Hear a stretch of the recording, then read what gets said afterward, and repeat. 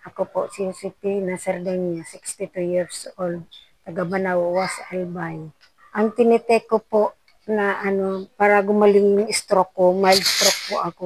Ito ang nakakalakas sa akin na Q-enzyme. Mahirap ako lumakad. Hindi ako basta makapagpaligo ng malamig. Dapat may mainit ang tubig ko. Ngayon, kahit maligo na akong malamig na okay na. Yung parang natural na yung naramdaman ko. Nakakalakad na po ako. Kahit saan ako pumunta, basta may alalay lang. Nakakalakad na po at saka nakakagalaw na po yung mga ganito ko. Dati, hindi yan nakakagalaw. 5 months na po akong umiinom ng Q-enzyme.